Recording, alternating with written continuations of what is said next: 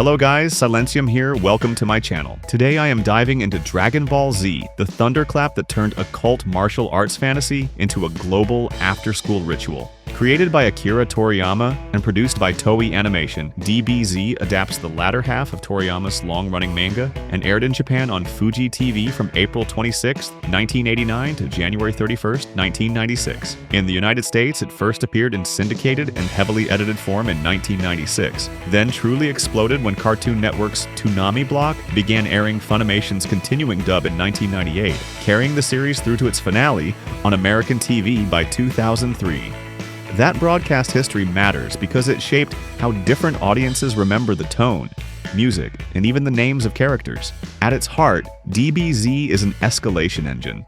The story begins with the Saiyan arc, where the peaceful adult Goku learns he is from a warrior race and faces Raditz, then the terrifying Vegeta and Nappa. Why fans love this chapter is simple. Raw stakes, new power concepts like Kaioken, and the must-watch tension of Goku and Vegeta's rivalry. Critics point to early pacing issues, with episodes that stall around training or recovery, and an over-reliance on narrated recaps. Still, it lays the template. Family bonds, found friendships, and heroic sacrifice threaded through earth-shaking fights. The Namek and Frieza arc is the series at full throttle. Gohan, Krillin, and Bulma rush to planet Namek to revive fallen friends, only to collide with the galactic tyrant Frieza. The appeal here is the spacious sense of journey and the painstaking climb through ever-tougher foes, culminating in the mythic first Super Saiyan transformation.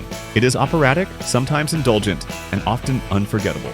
The downside is legendary too. Multi-episode buildups where 5 minutes before a planet explodes can feel like an hour in the living room. Yet the emotional payoffs, from Vegeta's breakdown to Goku's quiet fury, are precisely why this arc is still the yardstick for battle anime. Back on Earth, the androids and Cell arc pivots into science fiction and time travel. Trunks arrives from a ruined future, the Red Ribbon legacy returns as artificial life, and the tone darkens into a cat-and-mouse thriller. Fans praise its mystery structure and the way it redeems Gohan, letting the gentle scholar become the series' torchbearer.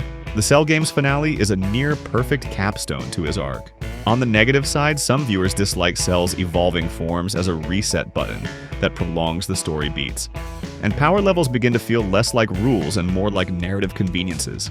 Even so, the father-son Kamehameha remains one of anime's signature images. The Majin Buu era is DBZ at its oddest and most imaginative, mixing slapstick whimsy with apocalyptic danger. Great Saiyaman and the World Tournament add teen comedy texture, Babidi's scheme weaponizes the pride and grief of the cast, and Buu himself shifts from playful menace to cosmic horror. The highlights include Vegeta's self-reckoning, the invention of fusion as both gag and tactic, and a final arc that circles back to community and spirit with the Genki Dama. Detractors cite tonal whiplash and a sense of fatigue after so many reinventions, but the finale's kindness and scale give the series a satisfying emotional landing. Around those pillars are smaller chapters that shaped different versions of the show.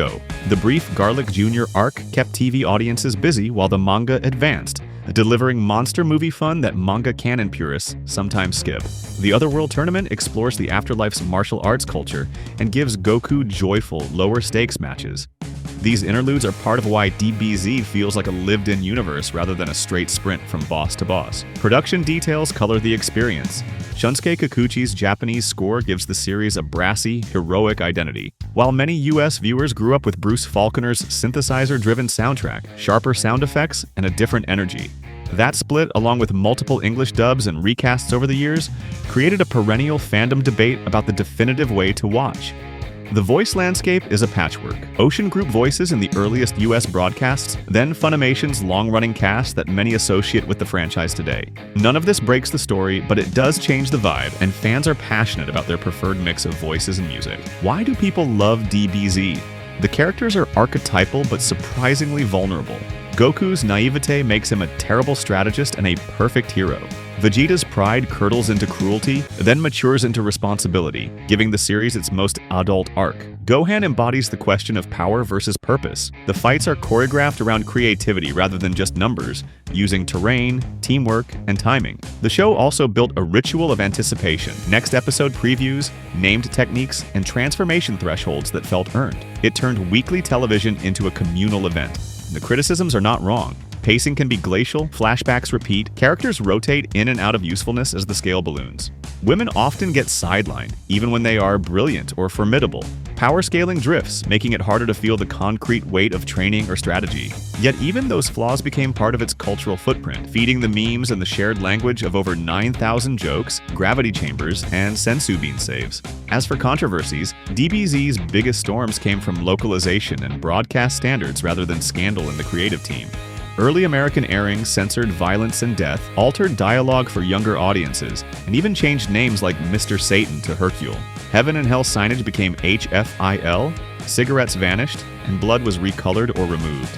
Music swaps and English versions also fueled debates about authorial intent.